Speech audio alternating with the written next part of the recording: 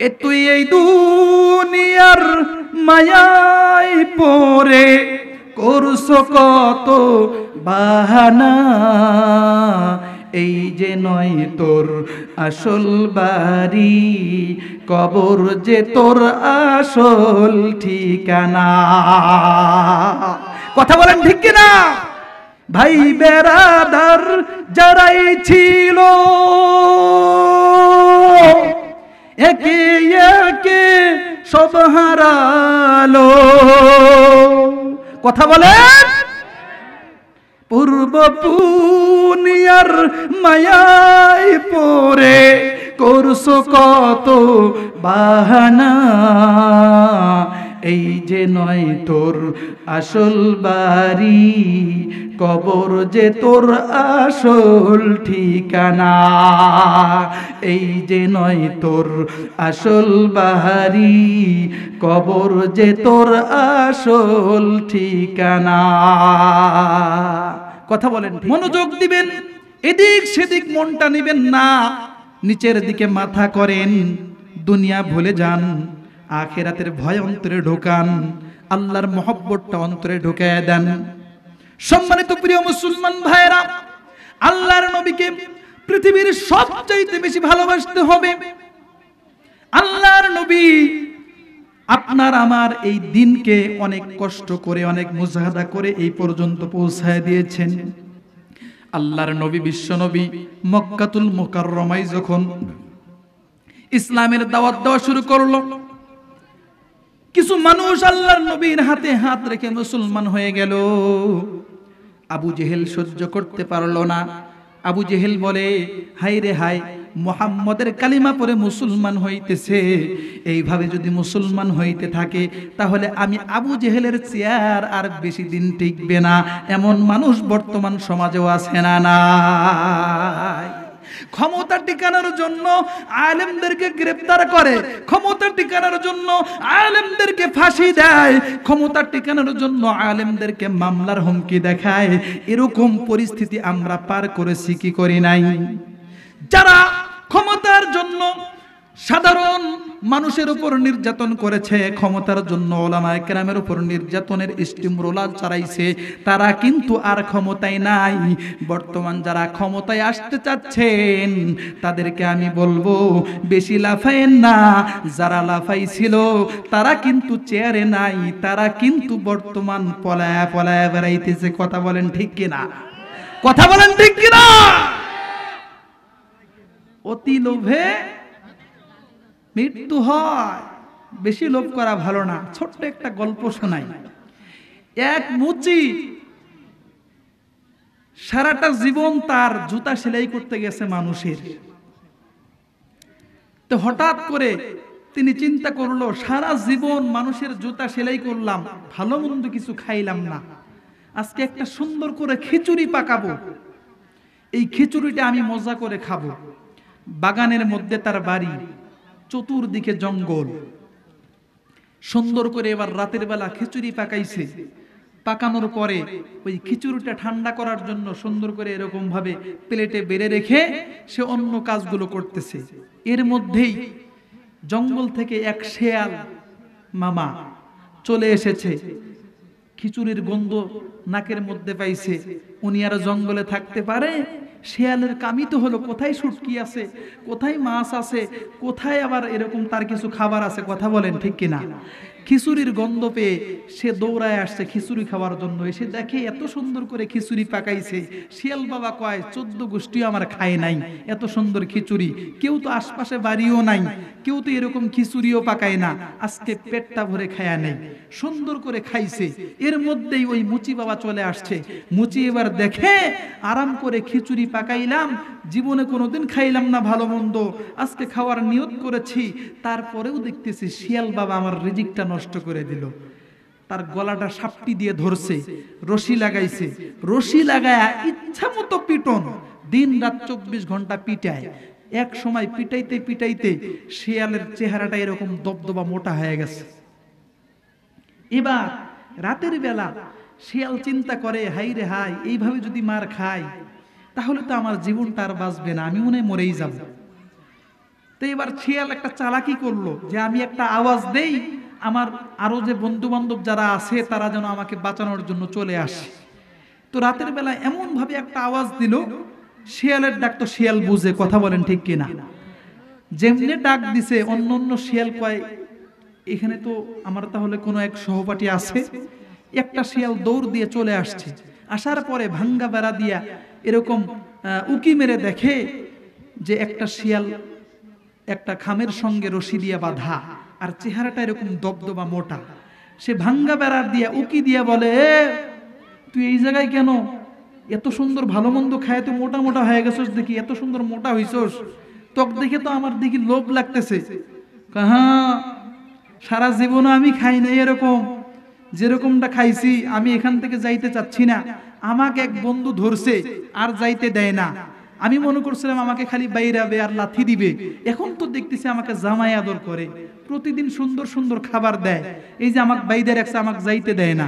কয় তাই নাকি? ভাইরে ভাই, অনেকদিন ধরে আমি কিছু খাই না, আমার পেটটাতে কিছু নাই, খুব ক্ষুধা লাগছে, তুই একটু যা আমি একটু খাই। কয় তাড়াতাড়ি আয়, আমাকে ছোটাইয়া দি। যেমনি এই কথা কইছে, এই দৌড় দিয়া ভাঙ্গা বেড়া দিয়ে সুন্দর করে ঢুকছে। ঢুকার পরে তার বান্ধনটা খুলে দিছে। এবার যেই শিয়ালটা মোটা তাজা হইছে, ওর গলার মধ্যে রশি লাগায় বলে, ঠিক আছে তুই খাওয়া দাওয়া করে মোটা সোটা হয়ে আসিস, আমি চলে গেলাম। তো এরকম মুচি আসছে, আসার পরে ওই শিয়ালে, হ্যাঁ তুই এখনো এরকম আরামে আরামে আসোস, দেখতেছে খুব সুন্দর হয়ে মানে হাসি খুশি আছে শিয়াল। এ তো ওই শিয়াল না, এ তো কোন শিয়াল? যার পেটের মধ্যে খোদা। দিছে লাঠি দিয়ে উলট পালট করে পিটন। এবার শিয়াল চিন্তা করে, হাই রে হাই, তুই এমন খাওয়া খাইছো, সেটা যদি আগে জানতাম জীবনও মরবার জন্য আসতাম না।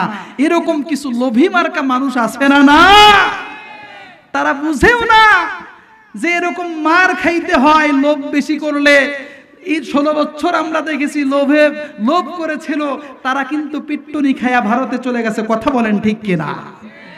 সম্মানিত প্রিয় মুসলমান ভাইয়েরা, যে কথা বলতেছিলাম, আবু জেহেল চিন্তা করলো, হাই রে হাই, মুহাম্মাদের কালিমা পড়ে যদি এভাবে মুসলমান হইতে থাকে, আমার চেয়ার বেশি দিন টিকবে না।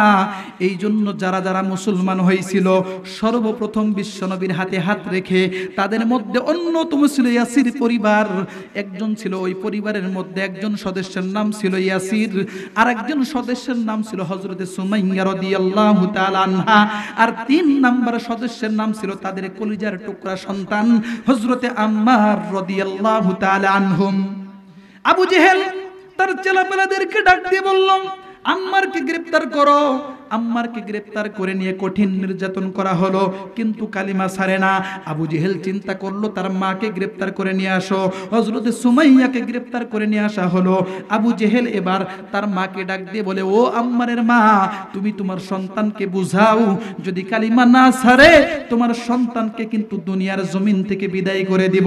হযরতে সুমাইয়া ডাক দিয়ে বলে, এ আবু জেহেল, আমার সন্তানকে যে কালিমার জন্য গ্রেফতার করেছস, ওই কালিমা পড়ে আমিও পাক্কা মুসলমান অনেক আগে থেকে। সুবহানাল্লাহ। যেমনি কথা বলেছে, সুমাইয়াকে গ্রেফতার করে ফেলেছে, কঠিন নির্যাতন করা হলো, সুমাইয়া কালিমা ছাড়ে না।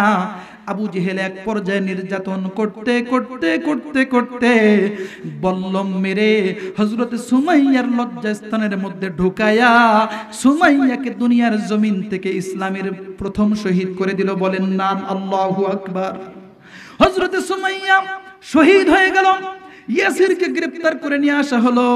ইয়াসির এবার ডাক দিয়ে বলে, আবু জেহেল, আমার কলিজার টুকরা সন্তানকে তুই আহত করেছস, আমার প্রিয়তমা স্ত্রীকে তুই শহীদ করে দিয়েছস, যেই কালিমার কারণে আমার সন্তান আহত, আমার স্ত্রী শহীদ হয়ে গেছে, ওই কালিমা পড়ে আমিও পাক্কা মুসলমান। চিৎকার করে বলেন সুবহানাল্লাহ।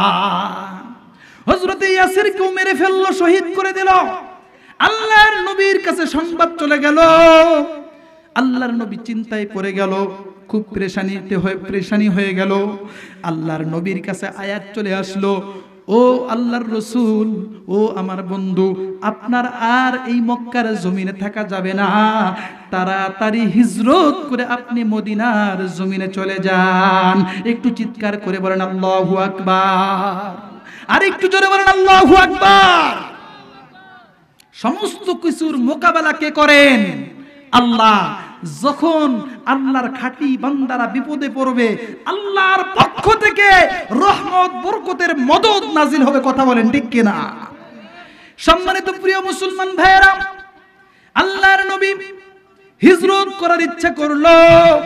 গভীর রজনীতে হযরতে আলীকে ডাক দিল, আলী, আমার বাড়ির চতুর্দিকে কাফের মুশরিকরা ঘেরাও করে ফেলেছে, আমাকে যখন পাবে তখনই মেরে ফেলবে, শহীদ করে দিবে। ও আলী, আজকে রাত্রে যদি আমি এই বিছানার মধ্যে ঘুমাই, তাহলে তারা মুহাম্মদ মনে করে আমাকে মেরে ফেলবে, আমি নবীকে মেরে ফেলবে। আল্লাহ যেহেতু আমাকে হিজরত করার জন্য নির্দেশ দিয়েছেন, আমি হিজরত করব।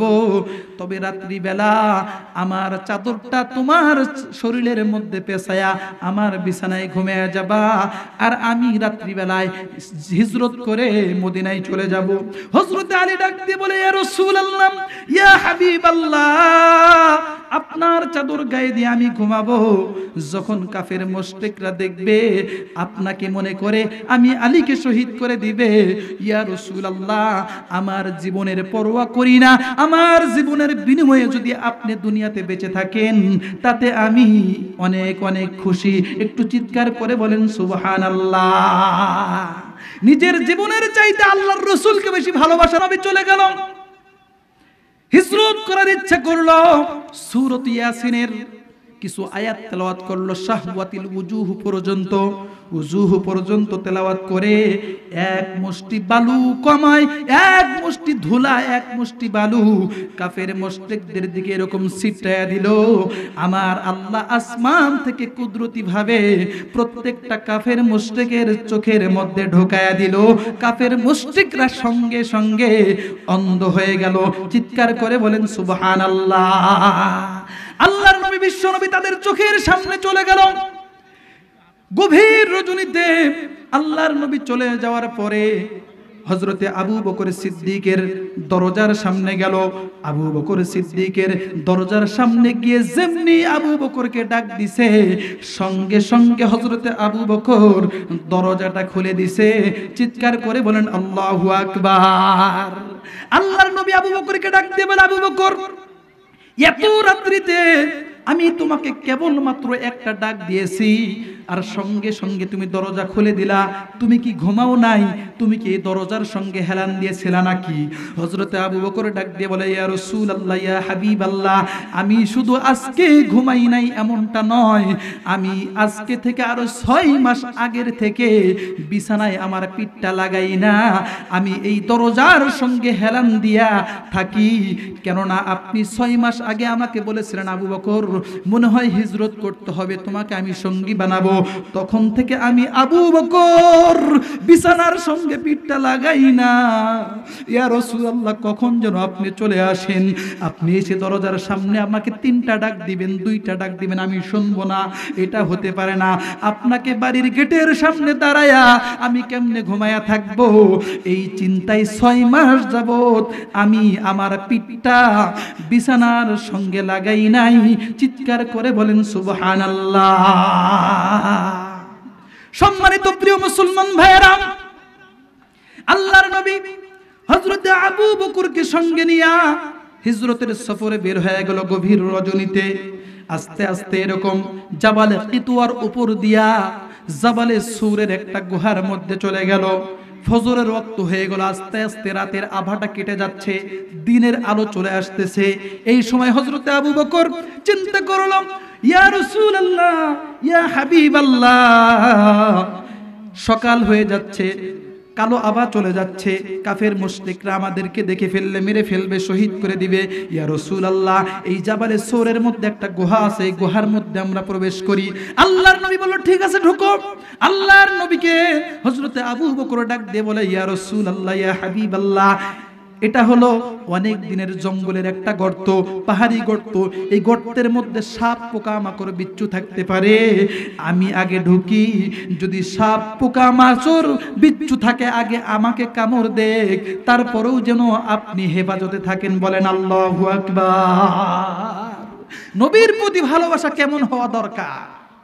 আল্লাহর নবী বিশ্ব নবীর সাহাবী হযরত আবু বকর আগে ঢুকলেন, এরপরে গুহা পরিষ্কার করলেন, এরপরে আল্লাহর নবীকে ডাক দিলেন, ইয়া রাসূলুল্লাহ আসেন। এরপরে গুহার মধ্যে প্রবেশ করলো। আল্লাহর নবী ডাক দিয়ে বলে, আবু বকর আমি অনেক ক্লান্ত হয়ে গেছি, আমি অনেক ক্লান্ত হয়ে গেছি, তোমার উরুটা রাখো, আমি তোমার উরুর উপর, আমি তোমার থোড়ার উপর, আমি তোমার রানের উপর মাথাটা দিয়ে ঘুমাবো। আল্লাহর নবী বিশ্ব নবী হযরত আবু বকরের উরুর উপর মাথা দিয়ে ঘুমাইতে শুরু করলো। হযরতে আবু বকর চিন্তা করলো, চতুর্দিকে কিছু সাপের গর্ত দেখা যায়, এই গর্তগুলোর মধ্য থেকে যদি কোনো সাপ এসে আল্লাহর নবীকে কামড় দেয়, এই জন্য তার পাগড়িটা, মাথার পাগড়িটা খুলে ছিঁড়ে ছিঁড়ে ওই সাপের গর্তগুলো বন্ধ করলো। যখন পাগড়ির কাপড়গুলো শেষ হয়ে গেল, একটা মাত্র গর্ত আছে, এখনো পর্যন্ত ওই গর্তটা বোঝানো হয় নাই। আল্লাহর নবীর সাহাবী হযরতে আবু বকরের কাছে কোনো কাপড় নাই। এবার চিন্তা করলো, এই গর্তটা আমি পা দিয়ে ঢেকে রাখি, যাতে আল্লাহর নবীকে কোনো সাপ, কোনো বিচ্ছু, কোনো পোকামাকড় কামড় দিতে না পারে। আল্লাহু আকবার। হযরত আবু বকর সিদ্দিক রাদিয়াল্লাহু তাআলা আনহু ওই গর্তটা পা দিয়ে চেপে ধরলো। পা দিয়ে চেপে ধরার পরে আল্লাহর নবী বিশ্ব নবী ঘুমায় আছেন। কিছুক্ষণ পরে হযরতে আবু বকর সিদ্দিকের চোখ দিয়ে পানি পড়ে, টপ টপ টপ টপ করে পানি পড়তে পড়তে আল্লাহর নবীর চেহারার মধ্যে যখন আবু বকরের 2 ফোঁটা পানি পড়ে গেছে, তখন আল্লাহর নবী জাগ্রত হইয়া আবু বকরের চেহারার দিকে তাকায় দেখে হযরতে আবু বকরের চেহারাটা, আবু বকরের চক্ষুটা নীল বর্ণের হয়ে গেছে, টপ টপ টপ টপ করে চোখের পানি ফেলতেছে। আল্লাহর নবী ডাক দিয়ে বলে, আবু বকর তোমার কি বাড়ি ঘরের কথা মনে পড়েছে? তোমার কি সন্তান সন্ততির কথা মনে পড়েছে? তোমার কি স্ত্রী সন্তানের কথা মনে পড়েছে? আল্লাহর নবীকে ডাক দিয়ে বলে, ইয়া রাসূলুল্লাহ, ইয়া হাবিবাল্লাহ, আমার স্ত্রী পুত্র সন্তানাদি জমি জায়গা ঘর বাড়ি ব্যবসা বাণিজ্যের চাইতে আমি আপনাকে সব চাইতে বেশি ভালোবাসি। চিৎকার করে বলেন সুবহানাল্লাহ। আমি বাড়ি ঘরের জন্য কান্না করি না, সন্তানাদের জন্য কান্না করি না। ইয়া রাসূলুল্লাহ, ইয়া হাবিবাল্লাহ, এই যে গর্ত, এই গর্তের মধ্যে আমি পা দিয়ে আছি, মনে হয় একটা বিষাক্ত সাপ আমার পায়ের মধ্যে কামড় দিছে। এই কামড়ের যন্ত্রণা, এই বিষের যন্ত্রণা আমার পুরো শরীরের মধ্যে এরকম ঢুকে পড়েছে। এই বিষাক্ত সাপের কামড়ে আমার চেহারাটা এরকম দেখা যাচ্ছে, আমার চোখ দিয়ে পানি পড়তেছে। আল্লাহর নবী তড়িঘড়ি করে তার জিহ্বা থেকে কিছু লালা বের করে হযরতে আবু বকরের ক্ষতস্থানে লাগায় দিলেন। সঙ্গে সঙ্গে হযরতে আবু বকরের ব্যথা বন্ধ হয়ে গেল। সুবহানাল্লাহ। আল্লাহর নবী ডাক দিয়ে বলে, আবু বকর যখন কামড় দিয়েছে তখন কেন তুমি আমাকে ডাক দাও নাই? এবার আল্লাহর নবীর সাহাবী ডাক দিয়ে বলে, ইয়া রাসূলুল্লাহ, ইয়া হাবিবাল্লাহ, আপনি আমার উরুর উপর মাথা দিয়ে সুন্দর করে আরাম ফরমাইতেছেন, আর আমি আবু বকর আপনার আরামকে নষ্ট করে দিব, করসিন কালেও এটা সম্ভব না। আল্লাহু আকবার। এই হলো আল্লাহর নবীর ভালোবাসা। সম্মানিত প্রিয় মুসলমান ভাইরা, হিজরত করে সর্বপ্রথম আল্লাহর নবী চলে গেলেন কুবা পল্লীতে, কুবা এক গ্রামে। এটা যেমন মাস্টারপাড়া একটা গ্রাম।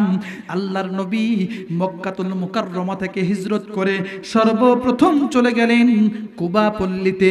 সেখানে গিয়ে তিনি 4 দিন অথবা 7 দিন অবস্থান করলেন। ওই 4 দিন অথবা 7 দিনের মধ্যে তিনি একটা মসজিদ সেখানে নির্মাণ করার ইচ্ছা পোষণ করলেন।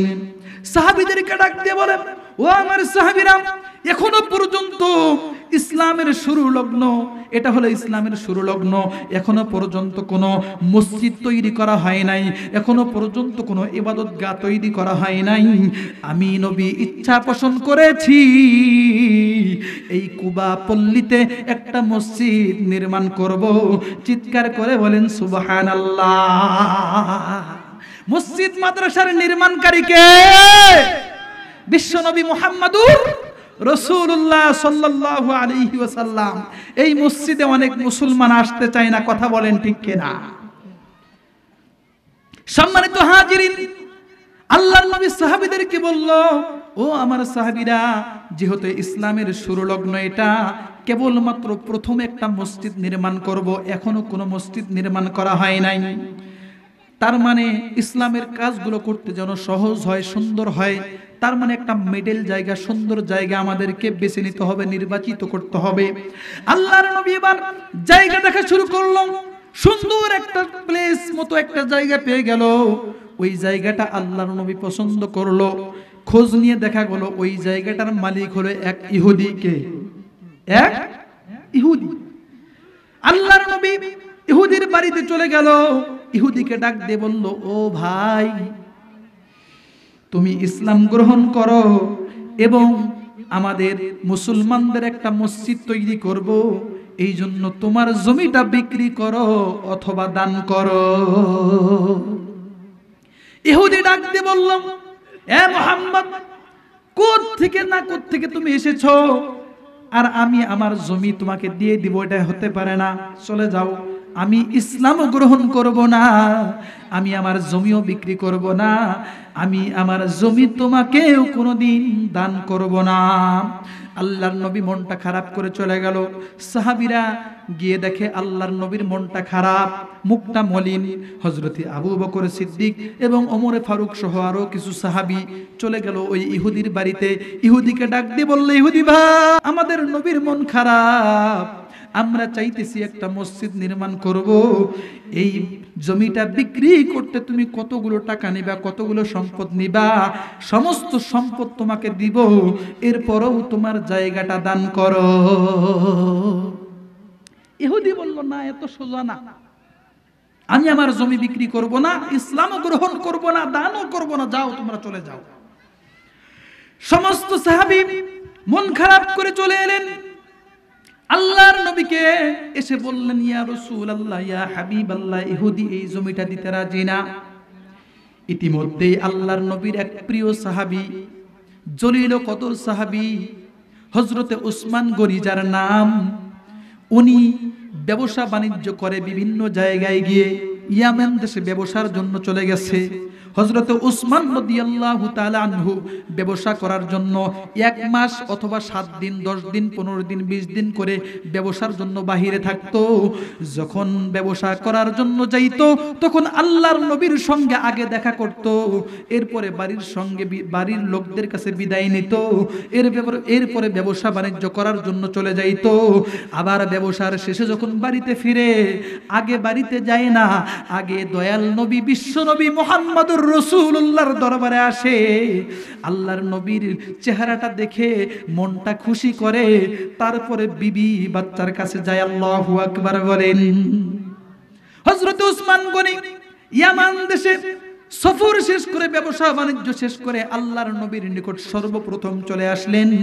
আল্লাহর নবীকে এসে বললেন, ইয়া রাসূলুল্লাহ, ইয়া হাবিবাল্লাহ, আমি যখন অন্যান্য সময় ব্যবসা করে আপনার চেহারাটা দেখতে আসি, আপনার চেহারাটা অত্যন্ত খুশি থাকে, উৎফুল্ল থাকে, আনন্দ থাকে, কিন্তু আজকে আপনার চেহারাটা মলিন কেন?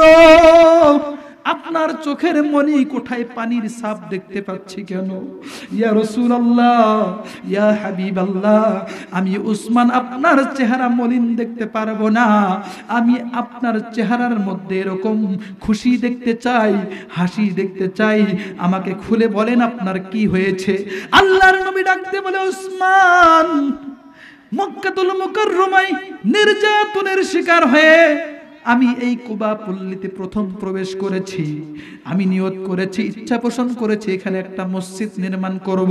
যেহেতু ইসলামের প্রথম মসজিদ, সেহেতু ভালো জায়গা নির্মাণ করতে হবে।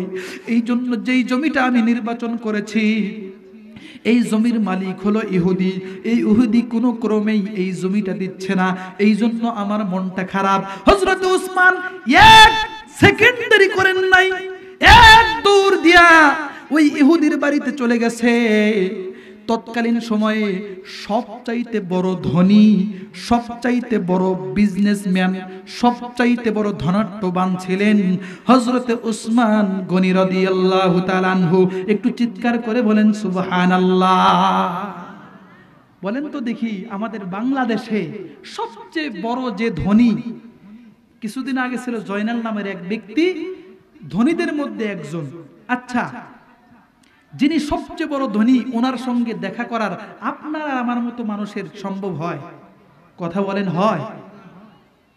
ইহুদি মনে মনে চিন্তা করছে, এ উসমান, আমি তো তোর অপেক্ষায় আছি, তোরা তো বিশ্বনবীকে সেই ভালোবাসোস। ওমর আসলো, আবু বকর আসলো, তারা অনেক সম্পদ দিতে চাইছে, কিন্তু আমি রাজি হই নাই।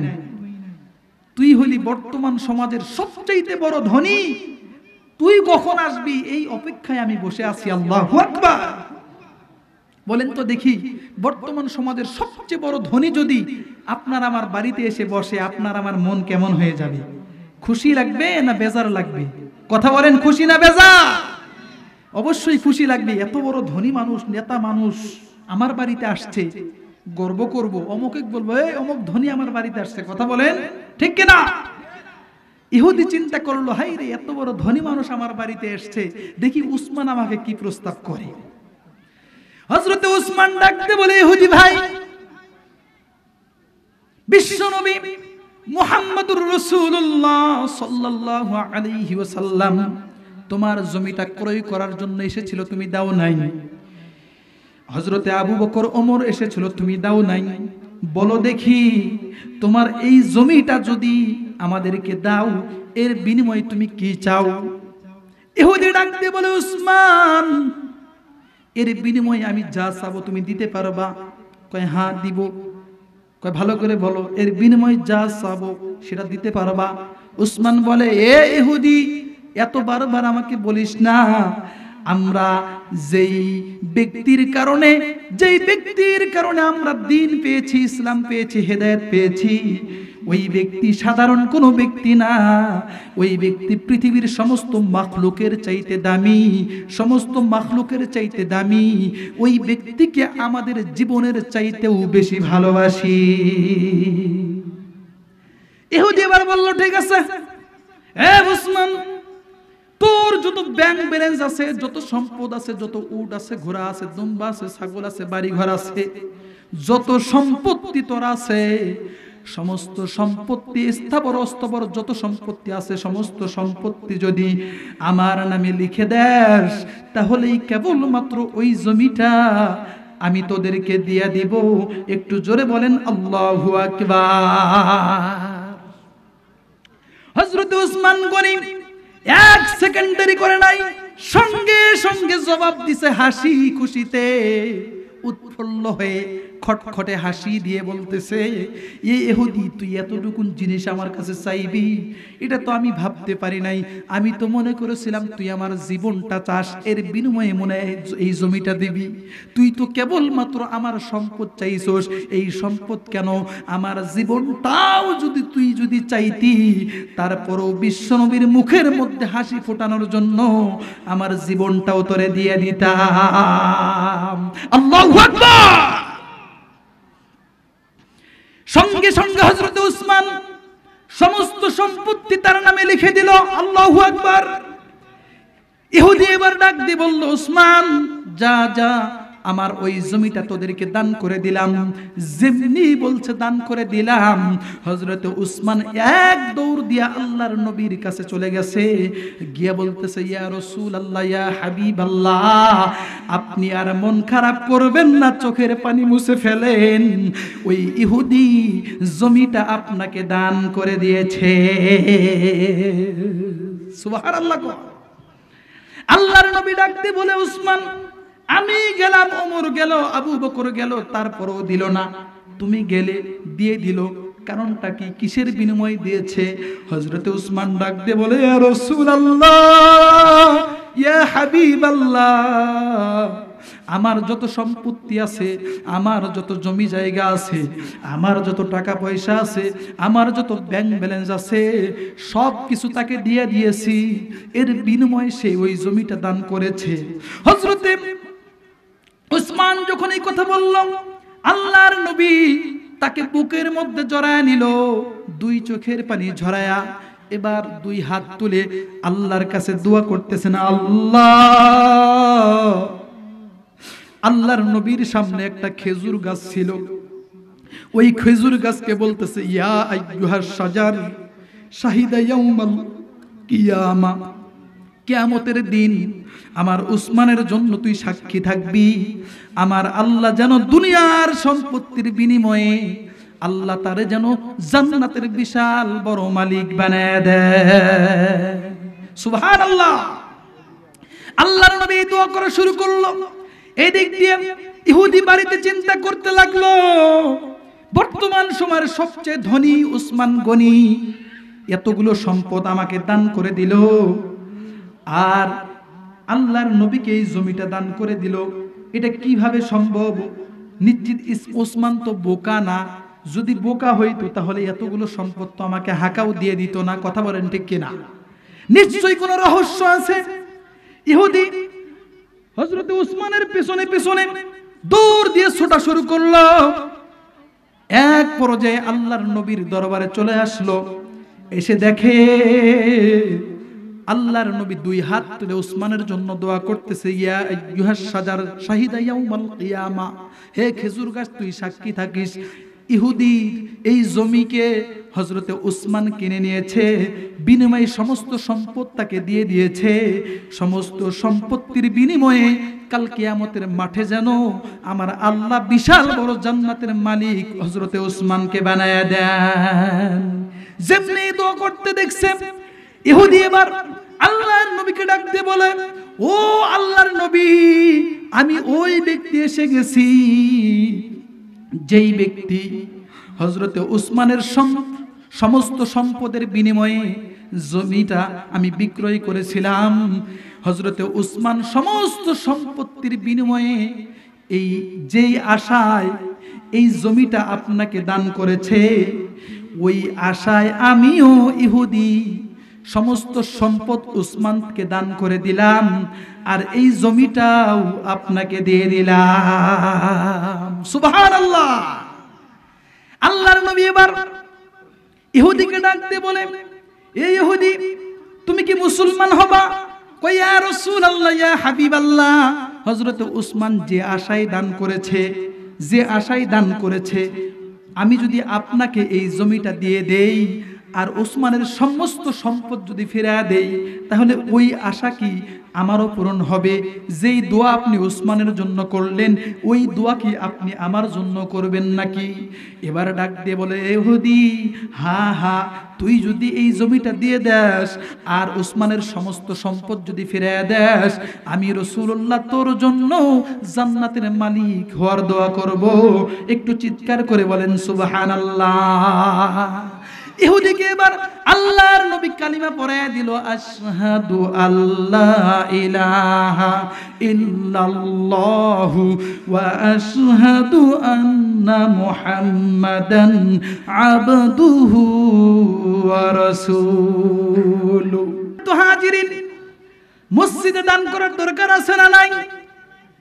মসজিদে যদি কোন ব্যক্তি দান করে, আল্লাহর নবী বলেন, মান বানা লিল্লাহি মাসজিদান বানাল্লাহু লাহু বাইতান ফিল জান্নাহ, যেই ব্যক্তি আল্লাহর জন্য আল্লাহর ঘর তৈরি করলো, ওই ব্যক্তি কাল কিয়ামতের মাঠে আমি আল্লাহর জান্নাতে একটা বাড়ি পেয়ে যাবে।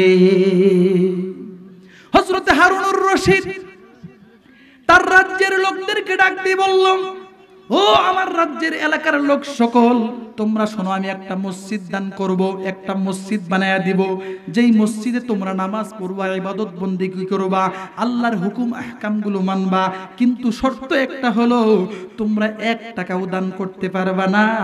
আমি হারুনুর রশিদের টাকা দিয়েই কেবলমাত্র এই মসজিদটা নির্মিত হবে। একটু চিৎকার করে বলেন সুবহানাল্লাহ। হারুনুর রশিদ কেমন ব্যক্তি ছিল? হারুনুর রশিদ কিন্তু সাধারণ ব্যক্তি ছিল না, তিনি ছিলেন বাদশাহ, তিনি ছিলেন একজন রাজা। একবার হারুনুর রশিদ তার বাড়িতে অনেকগুলো আলেম ওলামাদেরকে দাওয়াত দিল। দাওয়াত দেওয়ার পরে সুন্দর করে খাওয়াইলো, পেট ভরে খাওয়াইলো, সুন্দর রং বেরঙের খাবার খাওয়াইলো। খাওয়ানোর পরে বাদশা হারুনুর রশিদ রাজ সিংহাসনে বসে আছেন, আর নিচে এরকম ভাবে ওলামায়ে কেরামরা বসে আছেন। তাদেরকে জিজ্ঞাসা করছেন, ও আলেমগণ, ও কোরআনের জ্ঞানীরা, আমি তোমাদেরকে কেন দাওয়াত করেছি তোমরা জানো নাকি? সমস্ত ওলামায়ে কেরাম বলেন না। ও হুজুর, আপনি বলেন, আপনি আমাদেরকে কি জন্য দাওয়াত করেছেন? কোনো দোয়া চাওয়ার জন্য নাকি? বলেন না, আমি দোয়া চাওয়ার জন্য, কারো জন্য মাগফিরাতের জন্য আমি তোমাদেরকে দাওয়াত করি নাই। আমি তোমাদেরকে দাওয়াত করেছি একটা প্রশ্ন করার জন্য। ওই প্রশ্নটা হলো, বলো তোমরা সমস্ত উলামায়ে কেরাম হাদিস কোরআন ঘেটে বলো, আমি হারুনুর রশিদ বাদশা, আমি জান্নাতি না জাহান্নামী? আল্লাহু আকবার! সাধারণ কোনো প্রশ্ন নাকি? সমস্ত উলামায়ে কেরাম বলেন, ও হুজুর, আপনি জান্নাতি না জাহান্নামী? ও বাচ্চা সাহেব, আপনি জান্নাতি না জাহান্নামী এটা আমরা কেউ বলতে পারবো না। কেননা কোনো ব্যক্তি যদি ভালো কাজ করে তাকে জান্নাতি বলা যাবে না, বলা যাবে জান্নাতের পথে আছে। আর কোনো ব্যক্তি যদি খারাপ কাজ করে, অন্যায় কাজ করে, পাপের কাজ করে, তাকে জাহান্নামী বলা যাবে না, তাকে বলতে হবে তুমি জাহান্নামের পথে আছো। বাচ্চা এবার মন খারাপ, তোমাদেরকে আমি ডাক দিলাম, আমাকে আমি জাহান্নামী না জান্নাতি একটা ফয়সালা দিয়ে যাবা। তোমরা দেখি কিছুই ফয়সালা দিতে পারলে না, যাও তোমরা চলে যাও। সমস্ত উলামায়ে কেরাম চলে যাইতে ধরছে। এমন সময়, এমন মুহূর্তে ওই উলামায়ে কেরামের মধ্যে ছোট্ট একটা বালক ছিল, যার বয়স ছিল 9 বছর। এই 9 বছরের বালকটা ডাক দিয়ে বলে, বাচ্চা, সমস্ত উলামায়ে কেরামের জবাবটা হয় নাই, আপনার এই প্রশ্নের উত্তরটা আমি 9 বছরের বালক দিতে চাই। চিৎকার করে বলেন আল্লাহু আকবার। আপনার উত্তরটা দেওয়ার আগে আপনাকে একটা প্রশ্ন করতে চাই। বাচ্চা এবার বলে, ঠিক আছে, একটা প্রশ্ন করো। এবার 9 বছরের বালক ডাক দিয়ে বলে, বাচ্চা বলেন তো দেখি, যিনি প্রশ্ন করে আর যিনি উত্তর দেয়, বলেন তো দেখি কে বড়, কে বেশি দামি? যিনি প্রশ্ন করে উনি দামি, না যিনি প্রশ্নের উত্তর দেয় উনি দামি? আল্লাহু আকবার। বাচ্চা শোনায় হতবাক হয়ে গেল, আশ্চর্য হয়ে গেল। বাচ্চা বলে, যিনি প্রশ্নের উত্তর দেয় উনিই তো দামি। 9 বছরের বালক ডাক দিয়ে বলে, ও বাচ্চা, তার মানে আপনার প্রশ্নের উত্তর আমি দিব, আপনার চেয়ে আমি দামি। তাহলে আমি নিচে বসে আছি আর আপনি রাজ সিংহাসনে বসে আছেন, এটা তো হতে পারে না। আল্লাহু আকবার বলেন। বলেন তো দেখি, এলেমের দাম আছে না নাই? যারা কোরআনের আলেম, কোরআনের হাফেজ, তাদের মর্যাদা বাড়ায় দিয়েছেন কে? আরে চেয়ারম্যান যারা হয় তারা তো 5 বছরের জন্য ক্ষমতা পায়, সম্মান পায়। কথা বলেন ঠিক কিনা? মেম্বার যারা হয় তারা 5 বছরের ক্ষমতা পায়। সরকার যারা প্রধানমন্ত্রী, এমপি, মন্ত্রী হয়, এরা তো সামান্য কিছু লিমিটের জন্য সম্মান পায়, ক্ষমতা পায়। কিন্তু যারা কোরআনের হাফেজ হয়, আলেম হয়, এরা দুনিয়াতে যতদিন বাঁচবে ততদিন ক্ষমতা, জান্নাতে যাবে সেখানেও ক্ষমতা। চিৎকার করে বলেন সুবহানাল্লাহ। কিন্তু পৃথিবীর মানুষ যদি আমরা আলেমদেরকে নির্যাতন করে সম্মান নষ্ট করে দিতে চাই, হাফেজদেরকে অসম্মান করতে চাই, আরে পৃথিবীর মানুষ মিলে তোমরা যদি চেষ্টা করে একজন আলেমের সম্মান হরণ করার জন্য, পারবে না, পারবে না, করছেন কালেও পারবে না। কেননা আমার আল্লাহ লিমিট ছাড়া সম্মান এই হাফেজ আলেমদেরকে দিয়েছে। কথা বলেন ঠিক কিনা?